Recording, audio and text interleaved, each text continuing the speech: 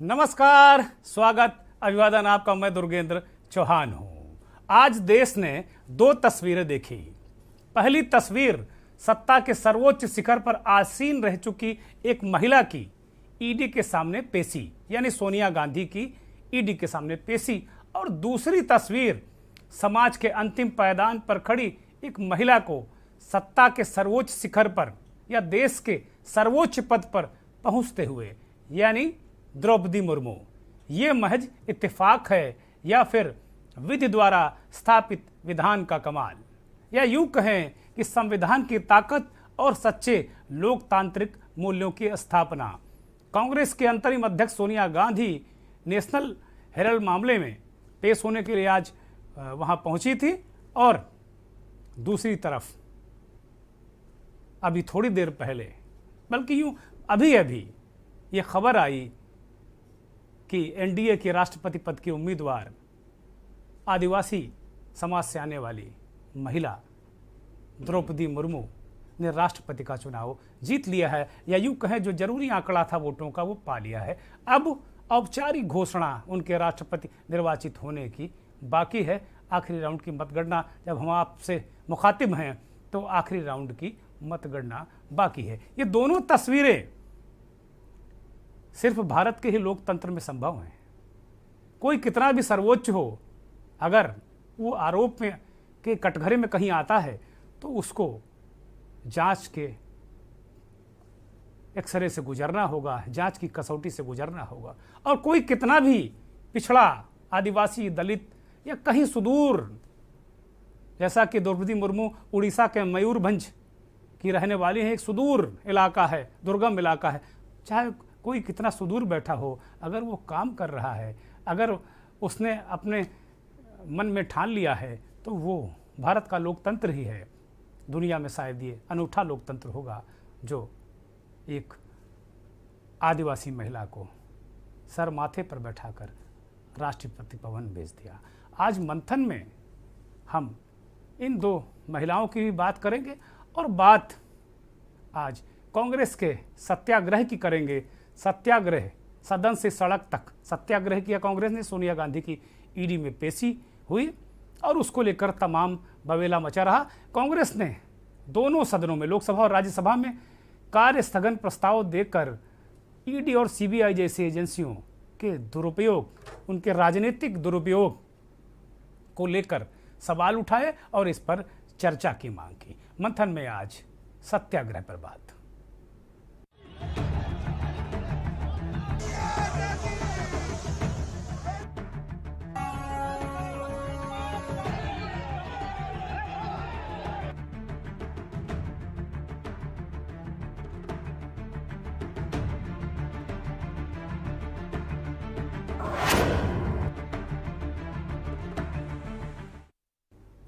Corona से ग्रसित होने और तबीयत खराब होने के कारण 2 तारीखों पर सोनिया गांधी ईडी के सामने प्रस्तुत नहीं हो पाई।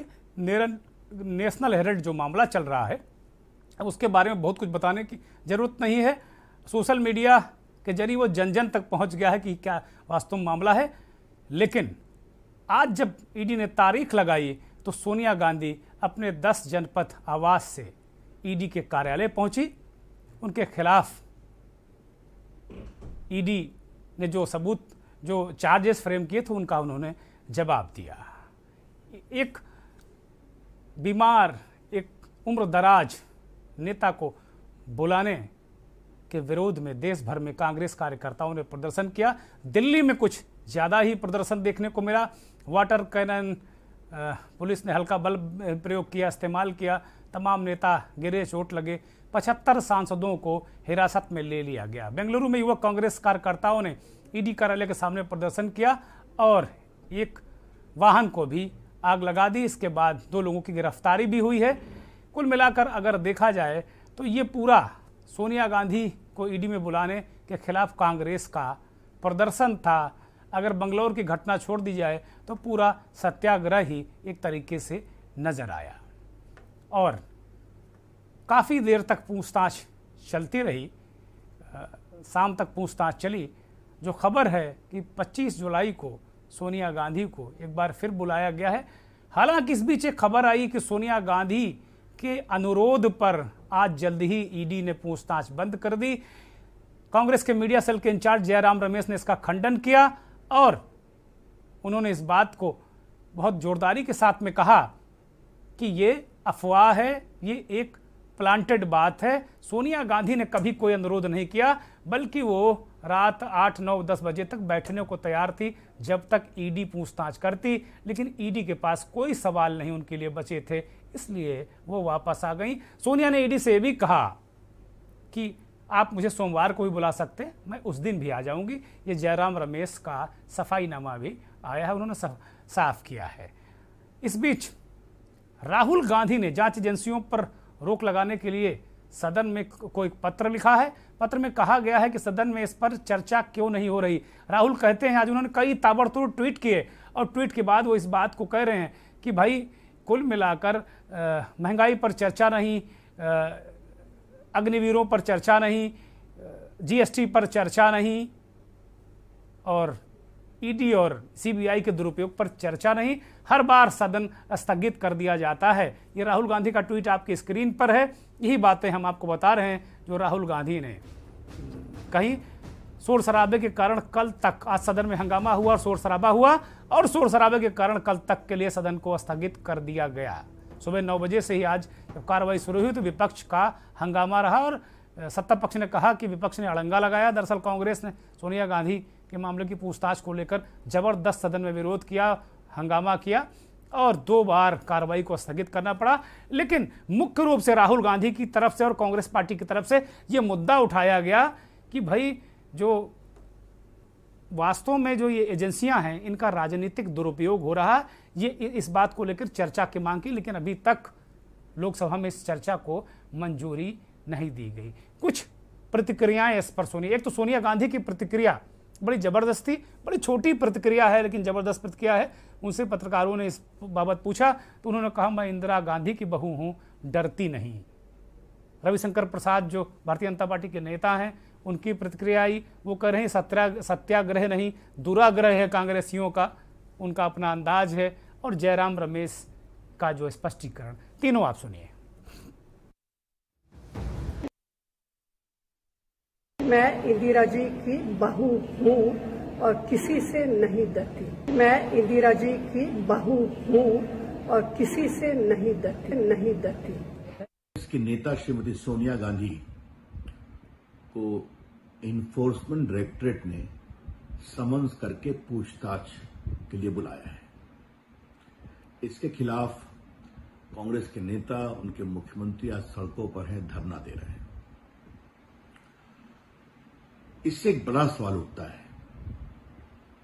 नंबर 1, क्या देश के आम नागरिक को अगर इन्फोर्समेंट डायरेक्टरेट या इनकम टैक्स या कोई पुलिस थाना या पुलिस जांच दल पूछताछ के लिए बुलाए, तब तो उनको भी पूरी भीड़ लेकर जाना चाहिए थाने में, ईडी के दफ्तर में।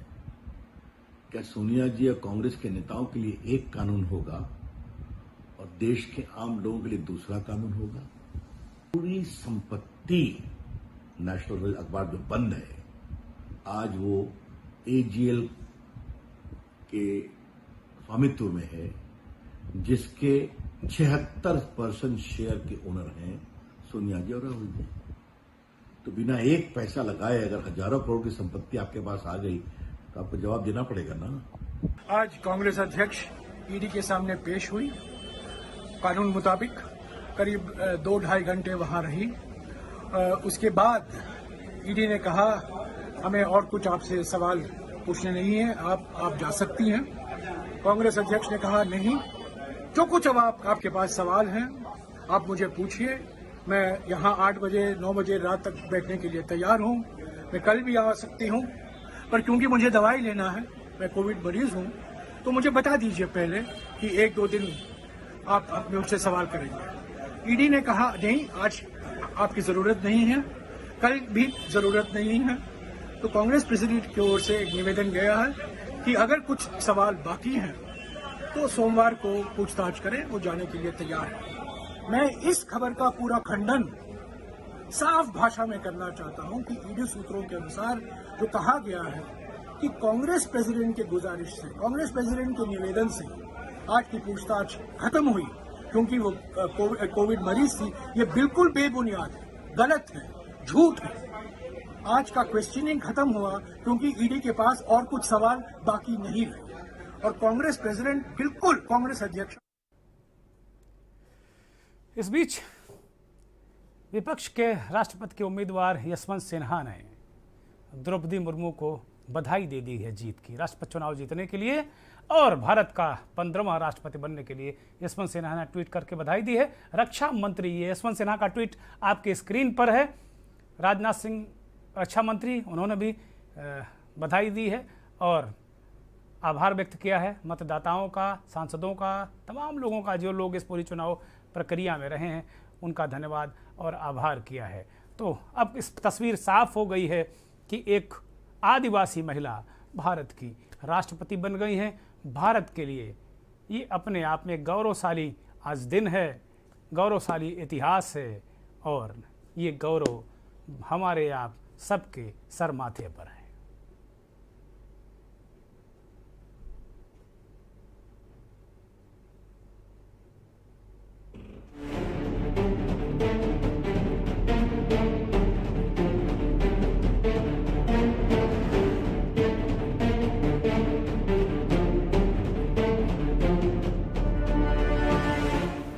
जिंदगी के दर्द, गम, संघर्ष के अनुभवों के साथ राष्ट्रपति द्रौपदी मुर्मू ने विपक्ष के उम्मीदवार यशवंत सिन्हा को भारी मतों से हरा दिया। शुरुआत में सिन्हा की चुनौती मजबूत लग रही थी, लेकिन नामांकन के बाद एनडीए के रणनीतिकारों ने एक पल के लिए भी यह महसूस नहीं होने दिया कि यशवंत सिन्हा मुर्मू के लिए चुनौती बन पाएंगे।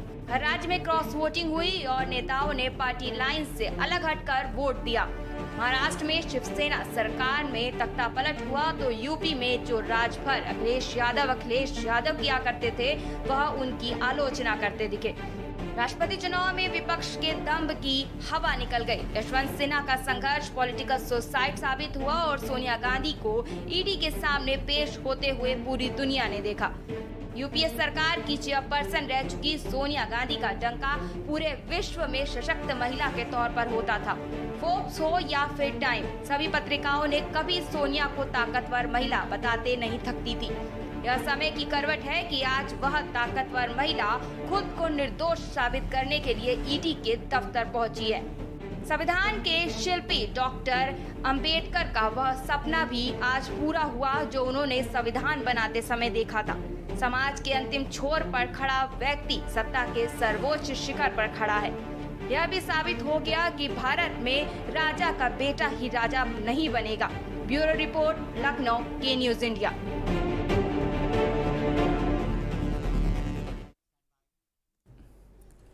अब द्रौपदी मुर्मू के राष्ट्रपति का चुनाव जीतने के बाद लोगों में किस तरह की खुशी देखी गई है, वो एक झलक देखते हैं।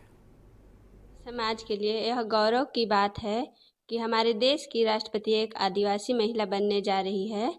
इससे पहले इतने बड़े पद पर कोई भी व्यक्ति हमारे समाज से नहीं पहुंचे हैं। द्रौपदी मुर्मू के चेहरे को हम राष्ट्रपति पद के रूप में देखने, देश का हमारा सर्वोच्च पद है वो महामहिम के रूप में हमारे देश को अपनी जो सेवाएं हैं वो देंगी। आदिवासी समाज के लिए गौरव का विषय है। पूरा देश भर में 12% आदिवासी विभिन्न क्षेत्रों में रहते हैं और लगभग 12-13 करोड़ के आसपास आदिवासी समाज के लोग रहते हैं। मैं समझता हूं कि पहले माननीय कोविंद साहब थे एससी से और एसटी के नाम से अभी द्रौपदी मुर्मू जी को राष्ट्रपति बनाया जा रहा है। हम सबके लिए गौरव का विषय है। आज हमारा देश के सर्वोच्च पद जो राष्ट्रपति पद के लिए एक आदिवासी महिला हमारा राष्ट्रपति के शपथ ग्रहण करने जा रहा है, तो इसलिए पूरा छत्तीसगढ़ नहीं, पूरा भारतवर्ष के सभी आदमी इतना उल्लासित है और विशेष करके हमारा छत्तीसगढ़ आदिवासी बाहुल्य क्षेत्र आनंद से डगमग हो गया। द्रौपदी मुर्मू जी आज आधिकारिक रूप से हमारे देश की प्रथम महिला आदिवासी राष्ट्रपति बनेंगी। इससे हमारे आदिवासी समुदाय में बहुत ही हर्ष और उल्लास है। एक गर्व का भी विषय है कि सबको लग रहा है कि हमारे बीच से एक जंगल पहाड़ों के बीच में रहने वाले अनुसूचित जनजाति आदिवासी समाज से और एक महिला को, वो भी एक राष्ट्रपति जैसे हमारे प्रजातांत्रिक देश में सर्वोच्च पद होता है, उस सर्वोच्च पद में उन्होंने एक अवसर दिया है। उसी समय से एक बड़ी खुशी और आत्मीय रूप से हम लोग को बहुत उत्साह है। 75वें वर्ष और ये सीधी तस्वीरें आपको दिखा रहे हैं। प्रधानमंत्री नरेंद्र मोदी नवनिर्वाचित राष्ट्रपति से मिलने पहुंचे हैं। ये बेहद भावुक तस्वीरें हैं, बेहद महत्वपूर्ण है। जेपी नड्डा, भारतीय जनता पार्टी के राष्ट्रीय अध्यक्ष, और प्रधानमंत्री नरेंद्र मोदी कल कुछ दिनों पहले ही जब प्रधानमंत्री द्रौपदी मुर्मू का नामांकन कराने गए थे तब वो एनडीए के उम्मीदवार थी। आज नवनिर्वाचित राष्ट्रपति हो गई हैं। शपथ लेना बाकी है, लेकिन राष्ट्रपति का निर्वाचन की औपचारिकताएं लगभग पूर्ण हो चुकी हैं। यशवंत सिन्हा जो उनके प्रतिद्वंदी प्रत्याशी थे, उन्होंने भी बधाई दे दी है। तो ये तस्वीरें, प्रधानमंत्री का नवनिर्वाचित राष्ट्रपति से मिलने जाना अपने आप में एक महत्वपूर्ण घटनाक्रम है, और नरेंद्र मोदी का इसमें कोई जोड़ नहीं है। वो बेजोड़ नेता हैं कि इस तरीके से किसको सम्मान देना है, क्या करना है, किस तरीके से सामाजिक संदेश देना है, राजनीतिक संकेत देना है, वो बहुत भली भांति जानते हैं। और यही खूबसूरती, यही खूबी उन्हें भारत का इतना ताकतवर और विश्व का इतना ताकतवर नेता, इसी खूबी की बदौलत वो बने हैं। लेकिन निश्चित तौर पर द्रौपदी मुर्मू का इस तरीके से राष्ट्रपति उम्मीदवार नामांकित होना और उसके बाद भारत का राष्ट्रपति निर्वाचित होना, ये पूरे देश के लिए बेहद सुखद क्षण है। तस्वीरों में आप देख रहे हैं सादगी की प्रतिमूर्ति हैं हमारी नई निर्वाचित, जो नवनिर्वाचित राष्ट्रपति हैं। बहुत सादा जीवन जीती हैं, बहुत ही साधारण, अति साधारण जीवन जीती हैं वो। कहीं अभी भी उनको कहीं उनके अंदर इस तरह की चीज़ें नज़र नहीं आई कि कहीं कोई उनमें कहीं बहुत ही चमक दमक जैसी चीज़ें कभी उनके जीवन में नहीं रही। वो इन सब से दूर अपने क्षेत्र में जहाँ जो काम मिला वो करती रही हैं। मुझे लगता है ये औपचारिक मुलाकात है, प्रधानमंत्री की एक आधिकारिक मुलाकात है, और ये बहुत महत्वपूर्ण क्षण हम देख रहे हैं, बेहद महत्वपूर्ण क्षण। एक बार पुनः के न्यूज़ के दर्शकों की ओर से द्रौपदी मुर्मू जी को बहुत बहुत बधाई, बहुत बहुत धन्यवाद और बहुत आभार। अब पहले चूँकि ये तस्वीरें बेहद महत्वपूर्ण हैं और भारत को 15वां राष्ट्रपति मिल गया है, और एक ऐसी महिला, दलित पहले, इससे पहले दलित वर्ग से रामनाथ कोविंद और अब आदिवासी, एक तरीके से भारत की जो आत्मा है, भारत जो एक तरीके से जहाँ भारत, असली भारत बसता है, वहाँ से आती हैं द्रौपदी मुर्मू। उनका राष्ट्रपति चुना जाना बेहद भावुक क्षण है, भावुक तस्वीर है। मंथन में हमारे साथ खास मेहमान जुड़ गए हैं, देश के जाने माने संपादक आलोक भदौरिया जी जुड़ गए हैं। भदौरिया जी बहुत स्वागत। बेहद बेहतरीन इंसान और राजनीतिक विश्लेषक बिलाल सब्जवारी साहब दिल्ली से जुड़ गए हैं। बिलाल साहब आपके बहुत स्वागत। और वर्षों से दलितों की चिंता कर रहे, उनके बारे में लिख पढ़ रहे, उनके उत्थान के लिए काम कर रहे दलित चिंतक DK आनंद साहब जुड़ गए हैं। बहुत दिनों बाद दर्शन हो रहे हैं। आनंद जी बहुत बहुत आभार, बहुत बहुत धन्यवाद आपका, आप हमारे खास कार्यक्रम में आए। और संतोष दुबे जी आम आदमी पार्टी के प्रवक्ता हैं। दुबे जी आपका ये बहुत स्वागत, बहुत अभिनंदन, आपका नमस्कार। आलोक जी के पास सबसे पहले जाएंगे, लेकिन सबसे पहला कमेंट DK आनंद साहब से लेते हैं कि भाई दलित और दलित के बाद अब आदिवासी राष्ट्रपति। पहले द्रौपदी मुर्मू के इलेक्शन पर थोड़ी सी चर्चा करेंगे, फिर सदन और सत्याग्रह और फिर कांग्रेस पर आएंगे। DK आनंद जी, पहला आपकी क्या प्रतिक्रिया होगी, क्योंकि ये भी अपने आप में एक इतिहास है।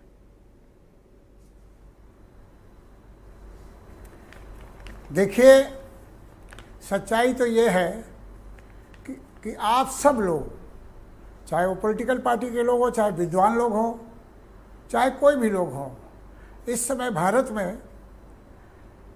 एक तरीके से देखा जाए कि नायक पूजा के चक्कर में फंस गए हैं जी। ये जो आज घटना हुई है, जो आदिवासी महिला हमारे समाज की द्रौपदी मुर्मू जी को जो राष्ट्रपति बनाया गया है, मैं तो उनको बधाई देता हूँ जी। लेकिन अगर वो ये कोई कहे कि ये बड़ा एहसान है या अगर कोई कहे कि सबसे नीचे पायदान का आदमी ऊपर आया है तो एक बार फिर से विचार करे, गलत है। बाबा साहब अम्बेडकर ने बोला था कि अब राजा लोहे की बैलेट बॉक्स से नहीं निकलेगा। ये सोच लीजिएगा, अब राजा राजा के पेट से नहीं निकलेगा, अब राजा बैलेट बॉक्स के पेट से निकलेगा।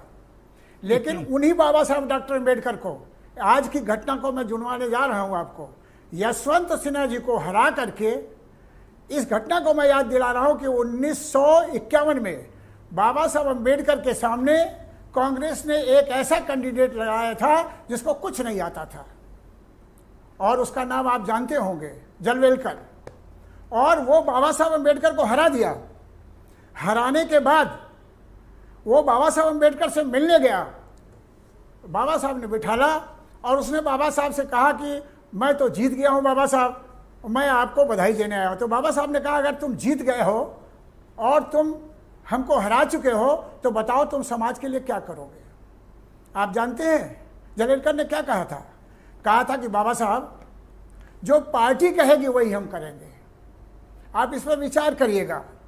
इसके पहले बहुत गहरी बात आनंद जी, बहुत गहरी बात कर रहे हैं आप। इसके पहले हमारे एक राष्ट्रपति बनाए गए KR नारायणन, उनका मुकाबला कोई नहीं कर पाया, कांग्रेस परेशान हो गई उनसे। उसके बाद दूसरे राष्ट्रपति हमारे समाज के बनाए गए, उन्होंने सेना का पेंशन समाप्त कर दिया। अब मैं आपसे यही कहना जा रहा हूं, ये मेरी बात को फिर नोट कर लीजिएगा।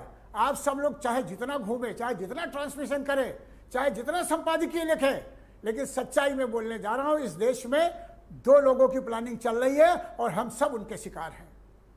पहला RSS का प्लानिंग चल रही है, उनका अपना एजेंडा चल रहा है। उन्होंने माननीय लाल कृष्ण आडवाणी को तैयार किया राम रथ के लिए, और वो बेचारे रथ लेकर के चले, और रथ के जरिए उत्तर प्रदेश में बड़ी घटना घटी।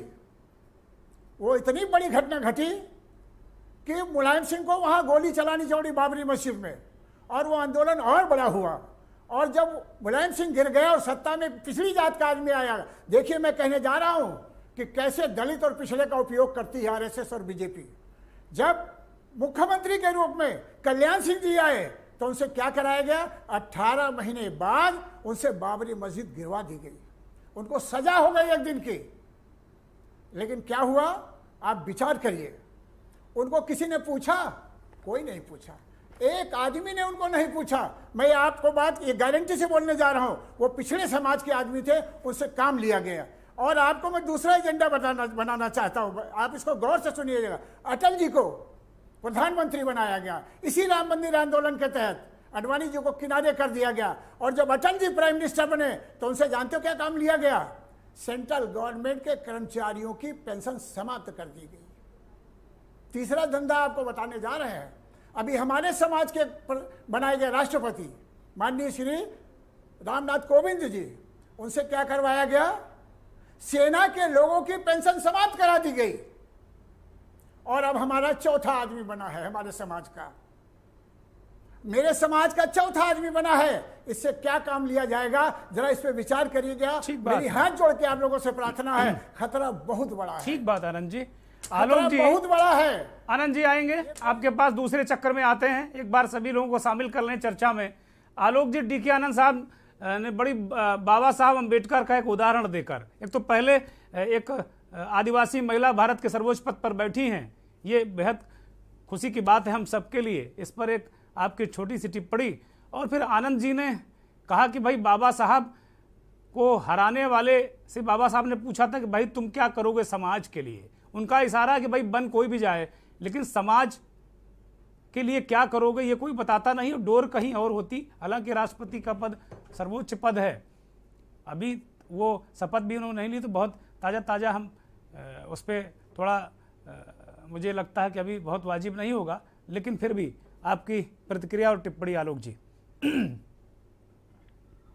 सबसे पहले आदिवासी महिला को चुने जाने को राष्ट्रपति पद का उम्मीदवार बनाए जाने के लिए भाजपा की रणनीति को बधाई, पहला। दूसरा, उनका चुना जाना लगभग निश्चित है, काउंटिंग हो जाएगी, शपथ ग्रहण भी अब करीब चंद दिन बचे हैं। मुद्दा ये नहीं है, मुद्दा ये है कि अगर सत्तारूढ़ पार्टी जो प्रचंड बहुमत के साथ में केंद्र में सत्तारूढ़ हुई है, और कई राज्यों में जो सत्तारूढ़ है, जाहिर सी बात है कि वो विधायकों के और सांसदों के जो वोट वैल्यू है उसके आधार पर चुनाव लड़ने से पहले ही ये तय हो गया था कि उनकी जीत सुनिश्चित है, इसमें कोई शक नहीं। लेकिन जैसा कि वो भाजपा की रणनीति होती है, वो सुनिश्चित नहीं करना चाहती, वो अपना एक डिस्प्ले करना चाहती है, तो वो डिस्प्ले उन्होंने किया। अब जहां तक इसमें दो बातें हैं जो मेरे को मैं पैनलिस्ट की बात से मैं सहमत नहीं हूं। एक ये नहीं है कि वो किसको क्या किया या कल्याण सिंह को बना करके वो बाबरी मस्जिद ढहा दी गई, मैं इससे सहमत नहीं हूँ। दरअसल भारतीय राजनीति को व्यापक तौर पे देखना पड़ेगा। जिस पिछड़े वर्ग को भारत में, यहाँ पर उत्तर भारत में प्रतिष्ठापित किया गया 90 के दशक में, वो हमारे दक्षिण में, अगर आप दक्षिण भारत के अगर राज्यों की बात करें, अगर तमिलनाडु की बात करें, कर्नाटक की बात करें, तो वो 60 के दशक से स्थापित थी। तो जो द्रविड़ आंदोलन है, हमको याद रखना चाहिए कि द्रविड़ आंदोलन में सबसे पहले ये यही था। तो सबसे पहले वो सत्ता तो उन लोगों के पास में, उत्तर भारत में तो हम लोगों के पास में लेट आई। 90 के दशक से ये शुरुआत हुई और उसके बाद से ही आगे बढ़ा। अब सवाल ये है कि मुद्दा क्या है, राष्ट्रपति क्या कर लेंगे। अब जैसे ये आप किसी को मुख्यमंत्री बना दिया गया तो क्या कर लेंगे, मुद्दा ये नहीं है। मुद्दा ये है कि जल, जंगल, जमीन, आदिवासियों की अगर आप बात कर रहे हैं, मैं फिर यह दोहराना चाहूंगा कि किसी एक आदिवासी नेता को चुने जाने पे, एक आदिवासी महिला को चुने जाने पे बीजेपी बधाई की पात्र है, लेकिन मैं इसको ट्रम्प कार्ड नहीं मानता। ट्रम्प कार्ड की केवल चुनाव के लिए हो सकता है, चुनाव जीतने के लिए हो सकता है, लेकिन मुद्दा क्या है? मुद्दा यह है कि आदिवासी बहुल इलाके कौन कौन से हैं? छत्तीसगढ़ आपको तुरंत याद आ जाएगा, वहां क्या है। इससे पहले हमारे बघेल साहब से पहले 15 साल तक रमन सिंह ने शासन किया, तो क्या वहां पे जल, जंगल और जमीन के अधिकार वहां पर लोगों को मिल गए? मध्य प्रदेश, क्या वहां पे जल, जंगल और जमीन के अधिकार मिल गए? झारखंड, क्या वहां पे जल, जंगल और जमीन के अधिकार मिल गए? तो सवाल है कि राष्ट्रपति गुजरात भी है। आलोक जी ब्रेक पर जा रहे हैं, इशारा हो रहा है बार बार, ब्रेक के बाद आएंगे तो आपसे ये पूरा जो प्रश्न है इसको पूरी और आपसे इसका विस्तार से अपने दर्शकों को इसकी जानकारी देंगे। गुजरात भी है और गुजरात में भी ट्राइब्स हैं काफ़ी। एक ब्रेक के लिए यहाँ रुक रहे हैं। आप देख रहे हैं के न्यूज, खबरों का सारथी। देखें कौन नया खिलाड़ी आया है, समझा देते हैं, प्यार से समझाएंगे। ये तो अपनी जुबान है। जुबान एक हो तो दिल भी एक होने चाहिए। विमल, बोलो जुबान केसरी। गोल्डी हिंग का तड़का लगे तो सभी दबा के खाते हैं। गोल्डी हिंग, कण कण में जान।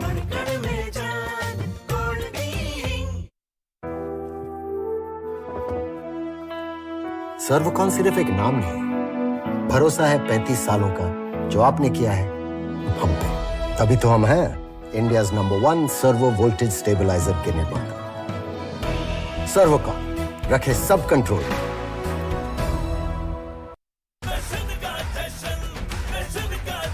जहां इंडिया करे सेलिब्रेशन, वहां होए टशन का जश्न। राजश्री इलायची, टशन का जश्न।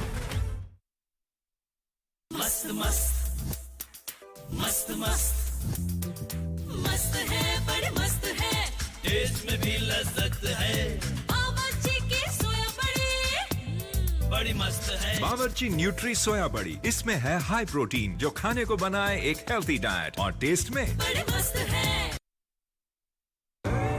देखें कौन नया खिलाड़ी आया है, समझा देते हैं, प्यार से समझाएंगे। ये तो अपनी जुबान है। जुबान एक हो तो दिल भी एक होने चाहिए। विमल, बोलो जुबान केसरी। आप देख रहे हैं के न्यूज, खबरों का सारथी।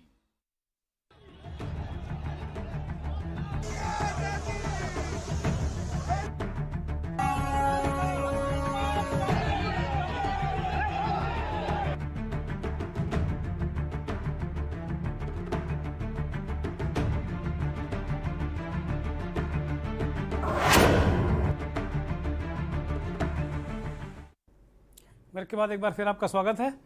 ब्रेक पर जाने से पहले आलोक भदौरिया जी बहुत वरिष्ठ पत्रकार हैं, संपादक हैं, उससे चर्चा वो राष्ट्रपति चुने जाने पर द्रौपदी मुर्मू जी के राष्ट्रपति चुने जाने के पर वो एक उसके कॉन्टेस्ट में, उसके परिप्रेक्ष्य में जल जंगल जमीन और आदिवासियों के बारे में बात कर रहे थे।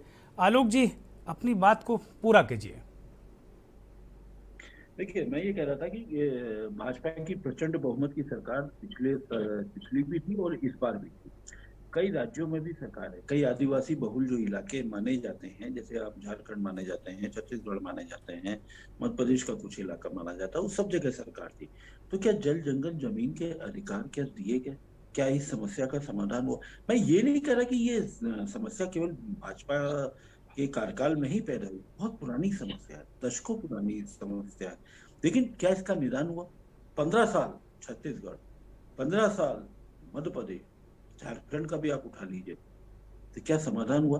तो महत्वपूर्ण ये नहीं है। लेकिन इवन देन मैं इस मौके पर ये बदमज़गी नहीं फैलाना चाहता कि क्या समाधान हुआ क्या नहीं हुआ, लेकिन मुझे भाजपा की प्रोपेगेंडा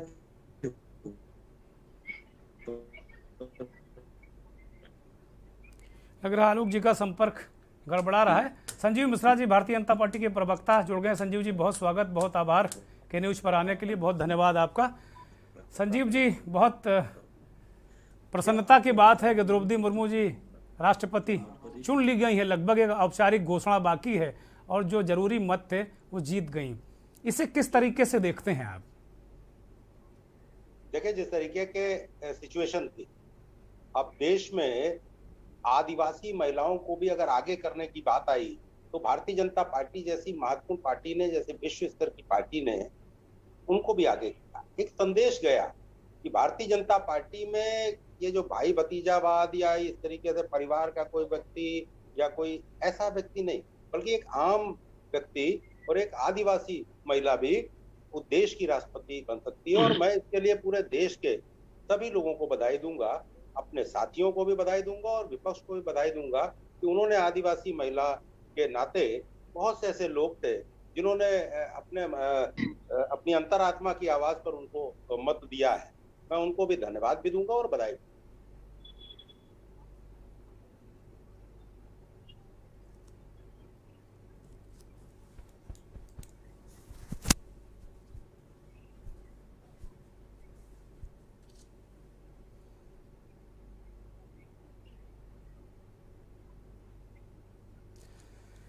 संजीव जी ने बहुत महत्वपूर्ण जानकारी दी।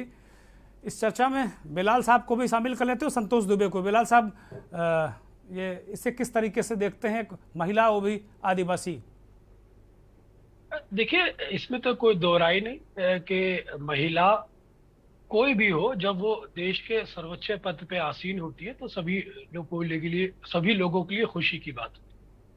लेकिन जब हम बात जंगल जमीन की करते हैं, जब आप बात महिला सशक्तिकरण की करते हैं, या जब हम बात महिलाओं का राजनीतिक प्रतिनिधित्व विधानसभा और संसद में जब करते हैं, और या महिला सम्मान की बात करते हैं, तो हम बहुत सारे मुद्दों पर राष्ट्रपति जो एक प्रतीकात्मक शक्ति होती है उसकी तरफ चिन्हित होकर बात करते हैं। दरअसल हमें यहाँ पर अपनी बात करने की दिशा को सही करना पड़ेगा। ये सारे राजनीतिक मुद्दे हैं और इन समस्याओं का हल राजनीतिक व्यवस्था के माध्यम से होता है।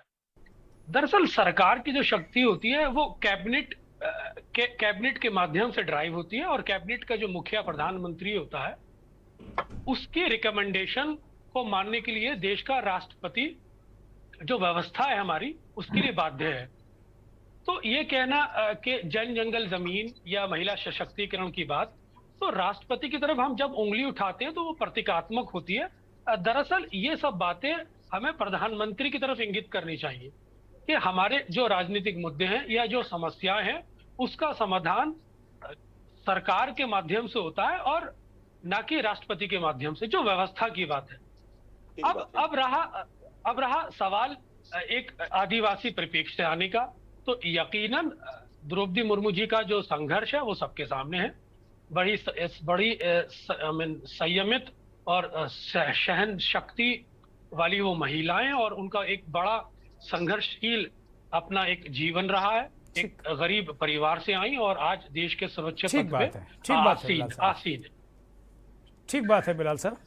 संतोष दुबे जी के पास चलते हैं। संतोष जी, संजीव जी ने कहा कि भाई पूरे देश ने, विपक्ष ने भी द्रौपदी जी को वोट दिया और उनकी पार्टी ने ये निश्चित तौर पर एक महत्वपूर्ण और अत्यंत एक आदिवासी महिला को इस पद पर बैठाया।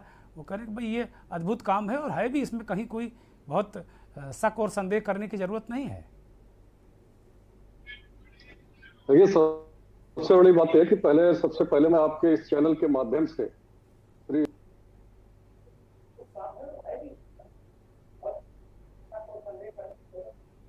देश की दूसरी महिला, एक आदिवासी महिला जो राष्ट्रपति के पद को सुशोभित करेगी, इसके लिए उन्हें बहुत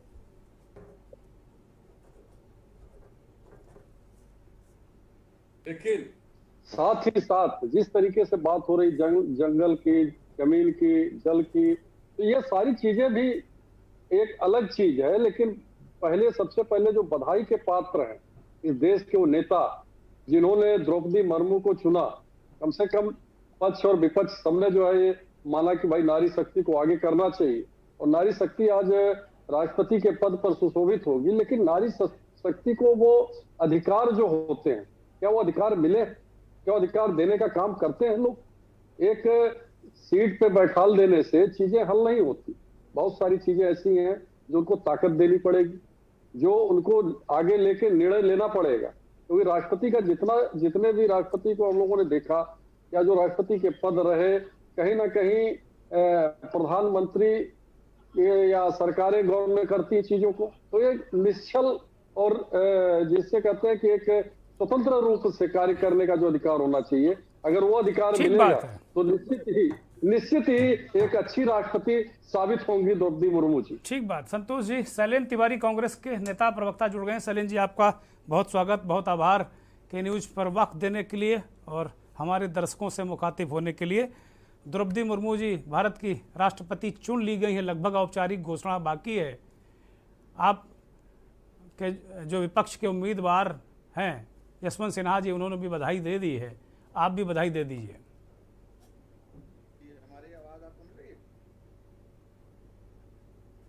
शैलेंद्र जी, हमारी आवाज मिल रही है आपको? हाँ, दर्शक सुन रहे हैं। शैलेंद्र जी, अपनी बात को कंटिन्यू करें। देखिए, बहुत बहुत बधाई, शुभकामनाएं, और शुभकामना के साथ ये उम्मीद है, ये मतलब मेरी ऐसी मंशा है कि राष्ट्रपति जी पिछले राष्ट्रपति की तरह ना काम करें, आगे अपने खुद के कुछ काम करें। मुझसे पहले एक वक्ता साहब बता रहे थे कि जो भी बात कहनी है वो मुझे प्रधानमंत्री से कहनी है, और राष्ट्रपति से तो क्या कहनी, राष्ट्रपति से कहने का कोई मतलब बनता नहीं। हमारी डेमोक्रेसी प्रधानमंत्री को ही कहेगी जो कहेगी, या मुख्यमंत्री को कहेगी, या संसद को कहेगी, या विधायक। हम उस डेमोक्रेसी के तहत अपनी बात कर सकते। बाकी आप क्या कहना चाह रहे थे? कुछ कह रहे थे, मैं सवाल, आपकी आवाज कट गई थी। हाँ, मैं ये कह रहा था कि कांग्रेस के जो पूर्व के जितने नेता, जवाहरलाल नेहरू से एक छोटा सा सवाल है, बहुत इसको उलझाने की आज जरूरत नहीं है, क्योंकि बहुत खुशी का दिन है आज, तू मैं चाहता भी नहीं हूँ। जी। कांग्रेस हरदम दलितों, पिछड़ों, शेड्यूल कास्ट, शेड्यूल ट्राइब के साथ खड़ी रही शुरू से, नेहरू जी से, इंदिरा जी से, सबको लेकर। क्या हर्ज थी द्रौपदी मुर्मू के साथ भी खड़ी हो जाती? ये अब कोई अब कुछ रहा नहीं कहने को, लेकिन क्या हर्ज हो गई थी? आपके एक नेता ने भी कई बार ट्वीट किया कि भाई कांग्रेस को खड़े होना चाहिए द्रौपदी मुर्मू के साथ में। हम द्रौपदी मुर्मू के खिलाफ नहीं है, ऐसा नहीं है। हम उस विचारधारा के खिलाफ हम लोगों ने अपना मतदान किया है जो आज देश को विघटन की ओर ले जा रही। द्रौपदी मुर्मू से खिलाफ का कोई मतलब नहीं है।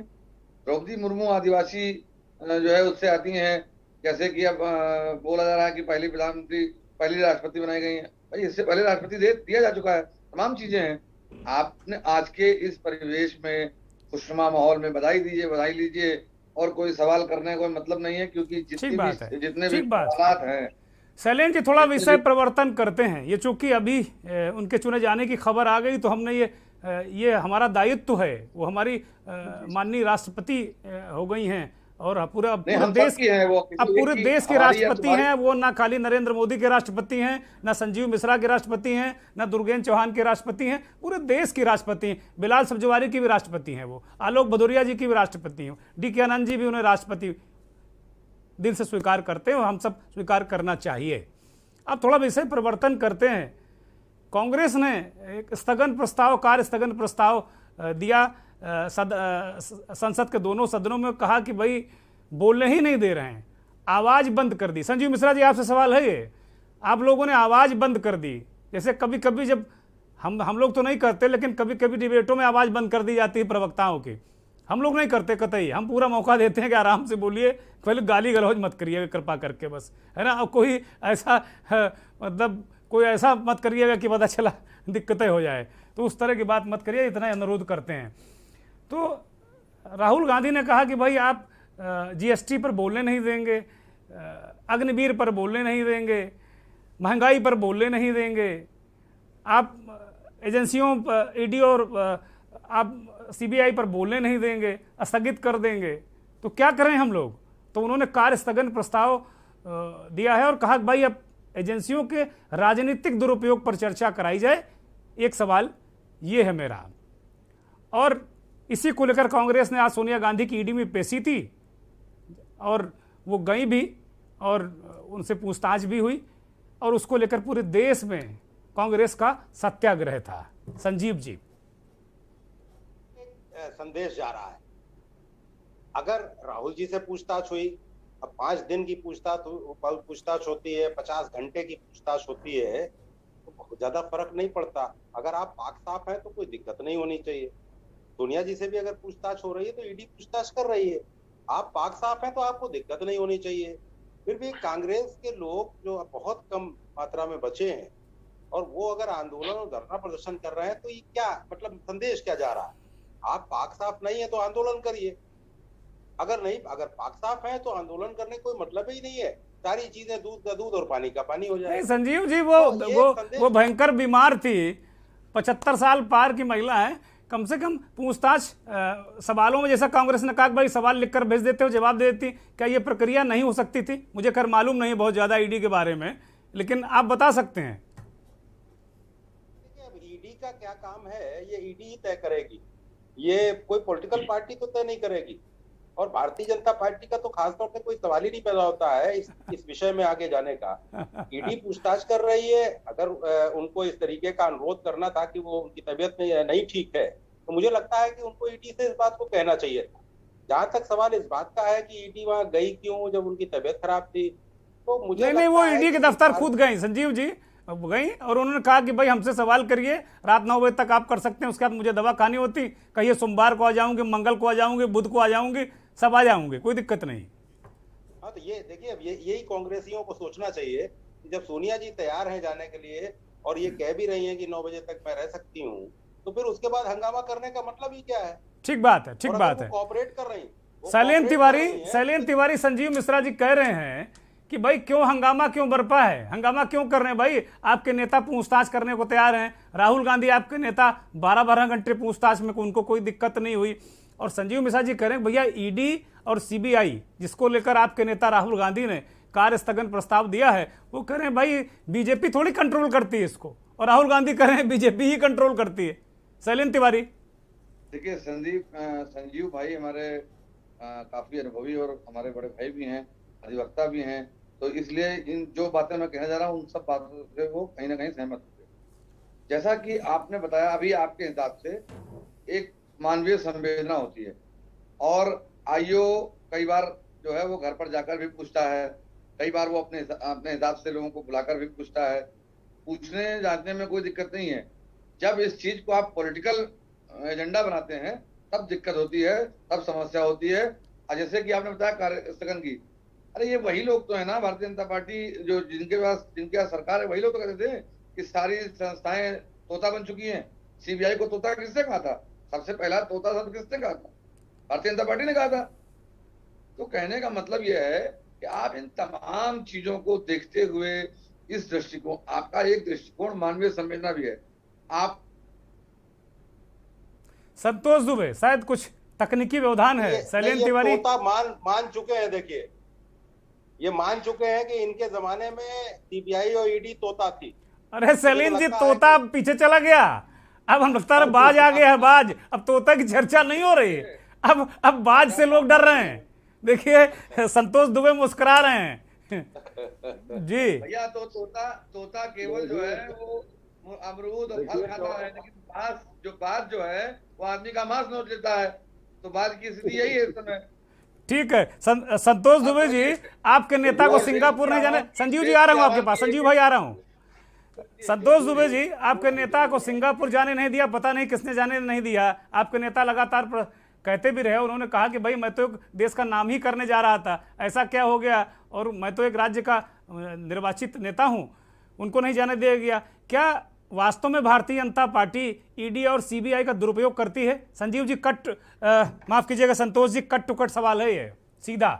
बिल्कुल, देखिए सीबीआई, ईडी और जितनी भी जांच एजेंसियां हैं, जो भी केंद्र में सरकार रही है, चाहे वो कांग्रेस की रही हो, चाहे भारतीय जनता पार्टी की रही हो, या बीच में जो टुकड़ों में सरकार बनी, सबने एजेंसियों का दुरुपयोग ही किया। जब जो सत्ता में रहता है वो विपक्ष को दबाने का काम करता है। चाहे वो कांग्रेस जब सत्ता में रही तो उसने क्या किया, उसने बड़े बड़े नेताओं को।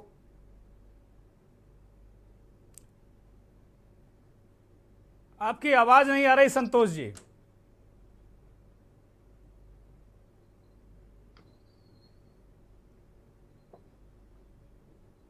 जी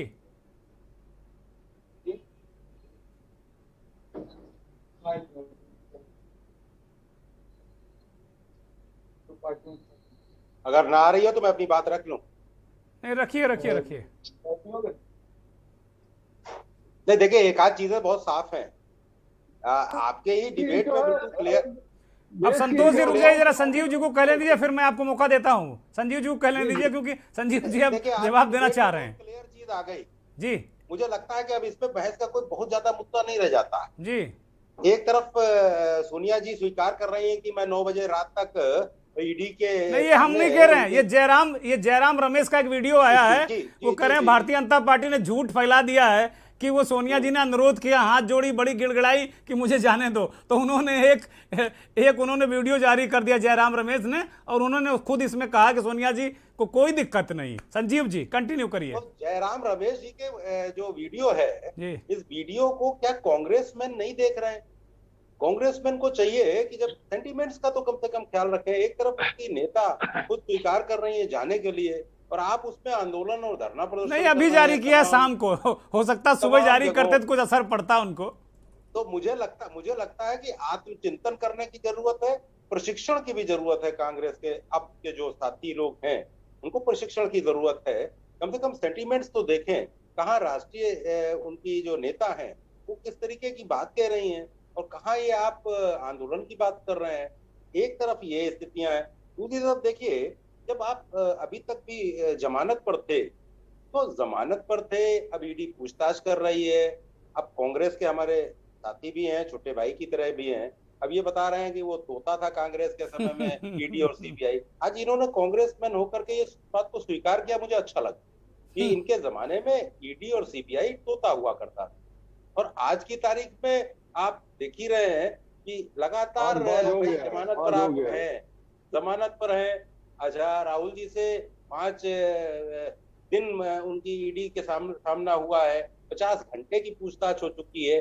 मुझे लगता है कि उसके बाद अगर सोनिया जी स्वयं आना चाह रही हैं और कह रही हैं, और जैसा कि जयराम रमेश जी का आपने जिक्र किया कि उनका वीडियो आया है, मुझे लगता है कि कांग्रेस के साथियों को समझना चाहिए कि अगर कोई पाक साफ है तो दिक्कत नहीं है, और अगर कोई है ऐसी स्थिति तो फिर उस पर आंदोलन ठीक बात है, ठीक बात है, इस चीज को क्लियर हो जाना। ठीक बात है। संतोष दुबे जी, आप कुछ कह रहे थे, बीच में व्यवधान आ गया था, संजीव जी को सुन भी लिया होगा तो अपडेट हो जाएंगे थोड़ा सा जी। संजीव जी बिल्कुल सही कह रहा है कि जब कांग्रेस की सत्ता थी तो तोता थी सीबीआई और ईडी।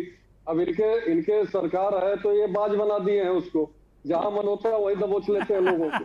तो बस सत्ता चाहिए, सत्ता परिवर्तन होना चाहिए, सत्ता पे काबिज कैसे होना है उसके लिए ईडी का इस्तेमाल होना है, उसके लिए सीबीआई का इस्तेमाल होना है, उसके लिए और बहुत सारी एजेंसियां हैं जिनका ये इस्तेमाल करते हैं। संजीव तो जी, ये जो एजेंसियां संजीव जी आनंद ले रहे हैं, आपने बाज नामकरण कर दिया, संजीव जी आनंद ले रहे हैं। नहीं, संजीव जी को पता, हमारे बड़े भाई हैं, ये जानते हैं। तो संजीव जी का जो है जो कहना बिल्कुल सत्य है। चलिए डीके आनंद साहब के पास चलते हैं, बहुत पुराने चिंतक हैं, पॉलिटिकल एनालिस्ट भी हैं, दलित चिंतक भी हैं और राजनीति से बहुत वर्षों से जुड़े भी रहे डीके आनंद साहब।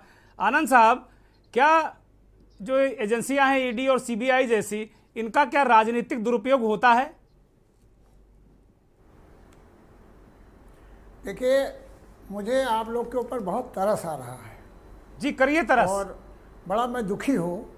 हमारे गांव में किसान बादल देख के बता देता है कि ये बरसेगा कि नहीं बरसेगा और लोग धुआं देख के बता देते हैं कि आग लगेगी कि नहीं लगेगी।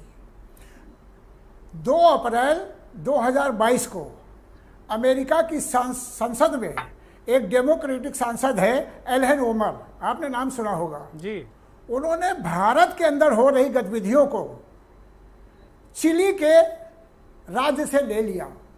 मैं आपको 1 मिनट आपका टाइम लूंगा जी, अगर आप सुनना चाहें तो मैं आपको बता दूं। नहीं, स्वागत है, कहिए। और ये जो धुआं उठ रहा है, हाँ, 1973 में चिली में कम्युनिस्टों की गवर्नमेंट बनी, गौर से सुनिएगा। और उसका जो राष्ट्रपति बना वो कैलेंडो बना। कैलेंडो से जरा सी गलती हो गई कि उसने अपने राज्य में, अपनी सरकार में कमांडो इन चीफ के पद पर एक ऐसे आदमी का चुनाव कर दिया जिसका नाम था अगस्तो पेनेसो। गौर से सुनिएगा जी। इस अगस्तो पेनेसो के जैसे ही वो स्थान पे बैठा, उसने 2 महीने बाद कैलेंडो को नोटिस दिया कि तू राष्ट्रपति के पद से इस्तीफा दे दे। जब कैलेंडो ने इस्तीफा नहीं दिया तो अगस्तो ने क्या किया कि कैलेंडो की हत्या कर दी और खुद राष्ट्रपति बन गया। और उसके चूंकि वहां पे 4 वर्ष का चुनाव होता है तो 74 में चुनाव होना था, तो लोगों ने कहा तुमने जबरदस्ती कब्जा कर लिया। तो उसने कहा चुनाव हो रहा है 74 में, मैं जीतूंगा। और उसने कहा कि मैं इस चुनाव में पूर्ण बहुमत से जीतूंगा और 74 के चुनाव में वो जीत गया पूर्ण बहुमत से। आप सुन के ताज्जुब करेंगे कि 4 साल के बाद जब वो 78 में चुनाव जीता तो चुनाव से पहले उसने कहा था कि मैं इस चुनाव में 78% वोट लेकर के आऊंगा।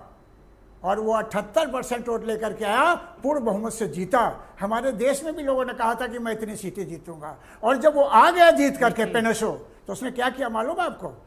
28,000 लोगों का कत्ल कर दिया, जो विद्वान थे, जो आंदोलनकारी थे, जो राइटर थे, जो लड़ने वाले थे, उनका मर्डर कर दिया। 5,000 लोग चिली से फ्रांस की तरफ भाग गए। आप बताओ, विश्वास करेंगे इस बात को? ये मैंने बात नहीं बोल रहा हूं, ये एल्हन खुद पार्लियामेंट में, अमेरिका की पार्लियामेंट के अंदर 2 अप्रैल 2022 को बोला है। ये मैं नहीं बोल रहा हूं, मैं उनका पूरा स्टेटमेंट आपके सामने रख रहा हूं। और 78 के चुनाव में आप देखिएगा, पेनेसो ने जो 78% वोट पा करके जो कहर मचाया है चिली के ऊपर, चिली की जनता तबाह हो गई। आज वो धुआं भारत में उठ रहा है। आपसे तो अच्छा किसान है, कम से कम बादल देख के बता रहा है कि ये बादल तूफान की तरह बरसने वाला है, ये आंधी की तरह बरसने वाला है। मैं इस देश के इंटेलेक्चुअल से बात करना चाहता हूं कि आपको कुछ दिख नहीं रहा क्या? सारी संस्थाएं टूट रही हैं। बाबा साहब अम्बेडकर ने संविधान लिखने के बाद कहा था, जब बाहर निकले तो उन्होंने कहा था एक बात, अब मैं इस टीवी चैनल पे बोलना चाहता हूं। उन्होंने कहा था कि मैं संविधान देने के बाद ये चाहता था कि भारत में सामाजिक परिवर्तन हो जाए, लेकिन मुझे शक है कि सामाजिक परिवर्तन के बजाय यहाँ पर राजनीतिक परिवर्तन हो जाए। लेकिन कहा कि अगर ऐसा भी हो तो ध्यान रखिएगा, मेरी अपनी सोच है कि धर्म में भक्ति मुक्ति का कारण हो सकती है, धर्म में भक्ति मुक्ति का कारण हो सकती है, लेकिन राजनीति में नायक पूजा अंततः पतन का कारण होती है। ठीक बात है, ठीक बात है, ठीक बात है, ठीक बात है आनंद साहब, ठीक बात है। समय अब थोड़ा सा इजाजत नहीं दे रहा है चीज़ों को। आलोक जी के पास चलते हैं। आलोक जी, डीके आनंद साहब ने बहुत सारी बातें कह दी, लेकिन सबसे बड़ी बात यह है कि जो प्रश्न मूल उठा था कि क्या जो ईडी और सीबीआई जैसी एजेंसियों का दुरुपयोग होता है। निवेदन है, थोड़ा संक्षिप्त में जवाब दीजिएगा। सरकारी एजेंसियों का दुरुपयोग कोई नई बात नहीं है, ये कांग्रेस भी करती आ रही है, जो भी सत्तारूढ़ पार्टी है वो अपने हिसाब से करती आ रही है। मुद्दा ये नहीं है, मुद्दा ये है कि डिजिटल क्रांति के दौर में, टेक्नोलॉजी के दौर में, क्या ईडी और सीबीआई जितने भी मुकदमे दर्ज करती है, क्या उसको फैसले के, क्या उसको मुकाम तक पहुंचा पाती है? सवाल क्या उसकी स्ट्राइक रेट के बारे में बात होती है? ये महत्वपूर्ण है। अदरवाइज अगर उसने मुकदमा दर्ज किया है, या तो वो सजा करवा दे या फिर उसको बरी करवा दे, दोनों में से दो चीजें महत्वपूर्ण है। तो सवाल ये है कि क्या ईडी या सरकारी एजेंसियां क्या ऐसा कर पा रही है? इधर महत्वपूर्ण ये है, कांग्रेस में के कार्यकाल में भी नहीं कर पा रही थी और न भाजपा के कार्यकाल में कर रही थी। भाजपा के कार्यकाल में ये दुर्गति बहुत ज्यादा हो गई है, यहाँ पर सुर्खियां ज्यादा बन रही हैं, फैसले या ईडी की चार्जशीट या सुनवाई वो मुकाम तक नहीं पहुंच रही। और दूसरी बात, आपने राहुल गांधी के साथ में इतनी पूछताछ करी, बिल्कुल करी, अगर आपके पास में सबूत है बिल्कुल करी, कोई दिक्कत नहीं, लेकिन उसके बाद कार्रवाई क्या हुई? आपको कितना वक्त चाहिए ईडी को कार्रवाई करने के लिए? नेशनल हेराल्ड का मामला है, शेयर का ट्रांजैक्शन है, कितने शेयर की वैल्यू कितने में ट्रांजैक्ट हुई है, इसको कैलकुलेट करने में, इसको मुकाम तक पहुंचाने में आपको कितना वक्त चाहिए?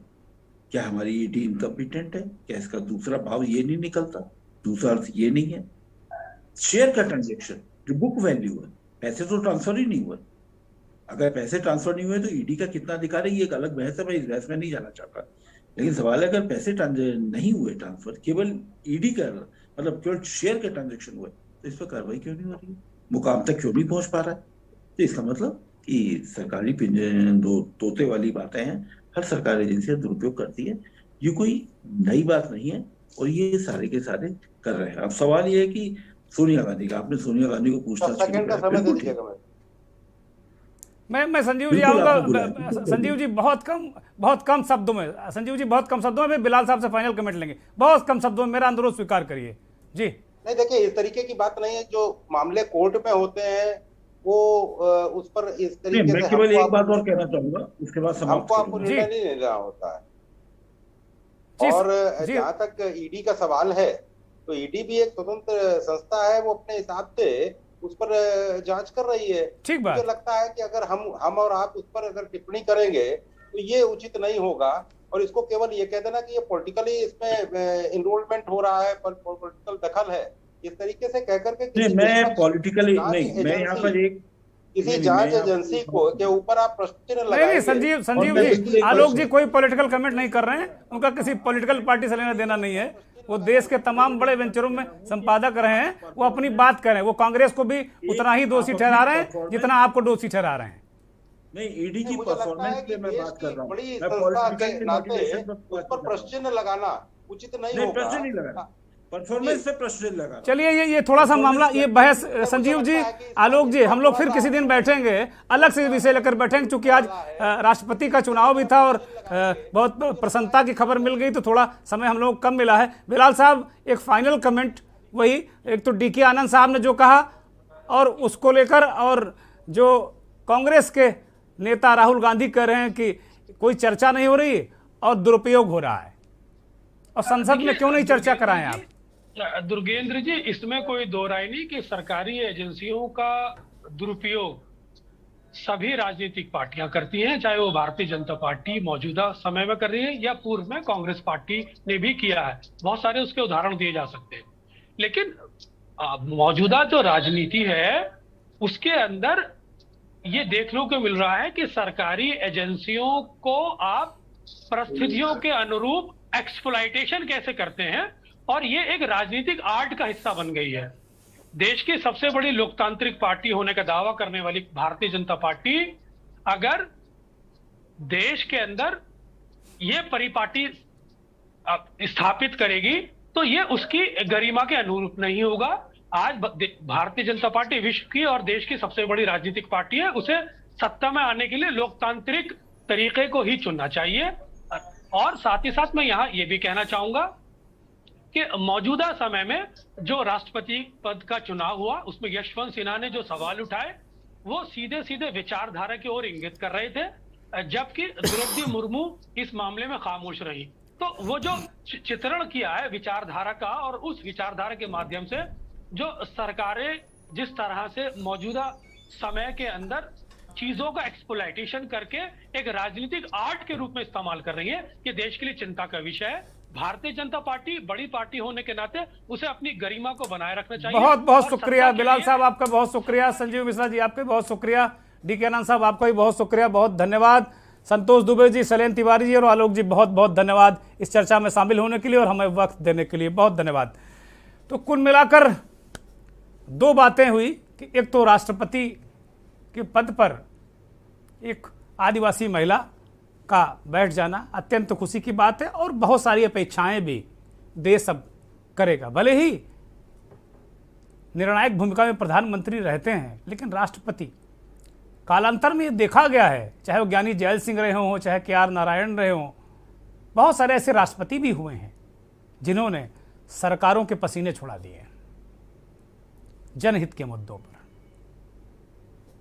ये एक अहम खबर थी और इस पर पूरा देश ये उम्मीद कम से कम करता है। हमारे सभी पैनलिस्ट ने ये उम्मीद की कि कम से कम जो जल जंगल जमीन का अधिकार है आदिवासियों को, कम से कम उनकी तरफ कुछ ध्यान देंगी नई राष्ट्रपति, दलितों शोषितों पीड़ितों के लिए बात करेंगी या कोई उसके लिए उचित व्यवस्था करेंगी।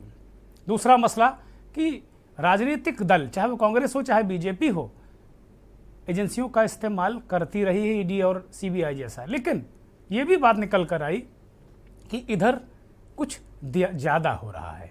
उतने मुकदमे, जितनी कार्रवाई हो रही उतने मुकदमे कोर्ट तक नहीं जा रहे हैं या वो सज़ा तक कितने लोगों को मिल रही है, ये इस पर भी प्रश्न चिन्ह खड़ा होता है। अब वक्त हो चला है चलते चलते का, और चलते चलते एक ऐसी तस्वीर के साथ छोड़ जाएंगे और उसके बारे में चंद शब्दों में उसके जो घटनाक्रम है उसको बता देते हैं।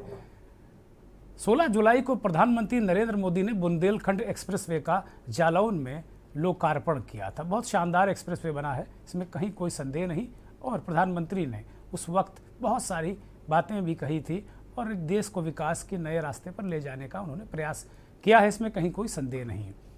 आज खबर आई कि जालौन में ही बुंदेलखंड एक्सप्रेसवे एक बारिश में ढह गया। वो तस्वीरें आप देखिए और तय कीजिए कि इसके लिए कौन जिम्मेदार है, वो कौन से लोग हैं जो इस तरीके का काम करते हैं, या फिर ये एक महज हादसा ही है। इसे बहुत अलग तरीके से नहीं लिया जाना चाहिए। बहुत बहुत धन्यवाद, नमस्कार।